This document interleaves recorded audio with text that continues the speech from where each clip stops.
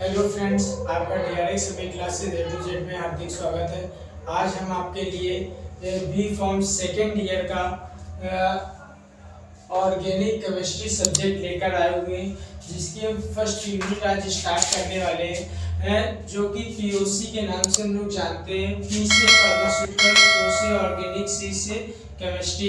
Pharmaceutical organic chemistry हम subject start करने वाले हैं। फार्मास्यूटिकल ऑर्गेनिक केमिस्ट्री जो है वो उसकी फर्स्ट यूनिट जो है वो स्टार्ट करेंगे।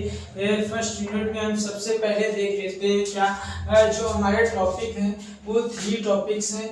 इनके विषय में हमें पढ़ना है। यूनिट फर्स्ट में हमें टॉपिक कितने पढ़ने हैं? 3 टॉपिक्स पढ़ने हैं, जिन पे ज़्यादा से ज़्यादा हमें ध्यान देना है। ये 10 नंबर में क्वेश्चंस बनते हैं, इन पे ज़्यादा फोकस करना है हमें। सबसे पहले हमारा जो है क्लासिफिकेशन, फिर क्या है नोमेनक्लेचर, फिर आइसोमेरिज्म, ये तीनों पे ध्यान देना है। क्लासिफिकेशन जो है, क्लासिफिकेशन भी आपको बताएंगे, नोमेनक्लेचर भी बताएंगे, आइसोमेरिज्म बताएंगे। अब हम आते हैं ऑर्गेनिक केमिस्ट्री। ऑर्गेनिक केमिस्ट्री सबसे पहले हमारा जो सब्जेक्ट है, सब्जेक्ट क्या है? Organic chemistry.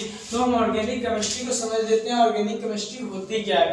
पीरियोडिक टेबल जो होती है वो पीरियोडिक टेबल में हमारे एलिमेंट्स जो होते हैं, कंपाउंड जो होते हैं वो कितने होते हैं?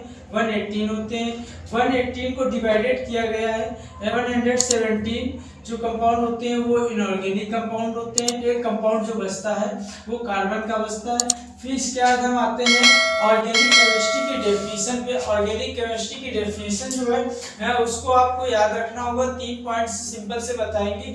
ऑर्गेनिक केमिस्ट्री की पूरी की डेफिनेशन आपको याद हो जाएगी। ये फर्स्ट सेमेस्टर में आपने जिस तरह इनऑर्गेनिक केमिस्ट्री की डेफिनेशन याद की थी, उसी तरह सेकेंड सेमेस्टर में आप फार्मास्यूटिकल ऑर्गेनिक केमिस्ट्री की डेफिनेशन याद करेंगे। अब इसके बाद हम डेफिनेशन के लिए हमने पॉइंट्स बनाया हुआ है। Molecules, carbon, hydrocarbon. Molecules definition लिखेंगे। It is the branch of the science which deal with the study of the, हम स्टडी किसकी करेंगे? मॉलिक्यूल्स की।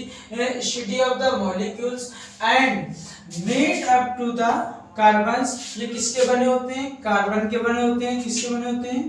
कार्बन के बने होते हैं। फिर इसके बाद हम लिख सकते हैं पॉइंट सेकंड लाइन में लिखेंगे, it is mostly attached to the hydrocarbon. It is mostly attached to the hydrocarbon. ये जो अटैच होते हैं हाइड्रोकार्बन से अटैच होते हैं। हाइड्रोकार्बन का मतलब क्या है कि एग्जांपल में हमने नोट्स यहाँ पे लिखा हुआ है। क्या लिखा हुआ है? नोट। कार्बन के साथ मिलकर जो कंपाउंड बनाता है उससे हम क्या कहते हैं? ऑर्गेनिक कंपाउंड कहलाता है। O से ऑर्गेनिक, C से कंपाउंड कहलाता है। एग्जांपल के लिए हमने ले लिया कार्बन ले लिया, उसमें बॉन्ड जोड़ा, फिर इसके बाद इसको हम ये स्ट्रक्चर फॉर्म में है, इसको सिंपल फॉर्म में तो कार्बन है, कार्बन लिख लिया। हाइड्रोजन कितने हैं? 1 2 3 4 हाइड्रोजन लिख लिए। CH4 ये आपने इसको मालूम है, इसको हम क्या बोलते हैं? ऑर्गेनिक कंपाउंड को डिस्कस कर लेते हैं। ऑर्गेनिक कंपाउंड जो होता है डिवाइडेड आर द 2 टाइप्स होते हैं, एलिफेटिक एंड साइक्लिक। एलिफेटिक जो होते हैं ओपन चेन होते हैं। ओपन चेन जैसे हमने कार्बन ले लिया है, ये इस तरह है, carbon single bond, carbon single bond, carbon. Ring type में सीधी रिंग होती है जो कार्बन की, उसे हम क्या बोलते हैं? एलिफेटिक बोलते हैं। साइक्लिक जो होता है वो क्लोज चेन होती है। क्लोज चेन बेंजीन की जैसे बेंजीन रिंग्स बना दी।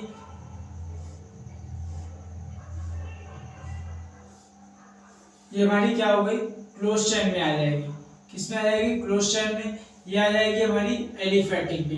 फिर इसके बाद एलिफेटिक जो होते हैं डिवाइडेड आर द 2 टाइप्स होते हैं, सैचुरेटेड, अनसैचुरेटेड। सैचुरेटेड जो होते हैं एल्काइंस होते हैं, अनसैचुरेटेड जो होते हैं एल्कीन्स होते हैं, एल्कलाइंस होते हैं। फिर इसके बाद हम आते हैं साइक्लिक। साइक्लिक में डिवाइडेड आर द 2 टाइप्स होते हैं, ये भी होमोसाइक्लिक, हेटेरोसाइक्लिक। होमोसाइक्लिक जो होता है एलिसाइक्लिक होते हैं, एरोमेटिक होते हैं। फिर इसके बाद हमने कुछ इंपॉर्टेंट फार्मूले लिखे हुए हैं जो कि आपके लिए बहुत ही काम आने वाले हैं। आप जब अभी सेकेंड यूनिट में पढ़ेंगे alkyne, alkenes, alkynes, alkene, alkyne, alkene, alkenes, एल्कलाइंस।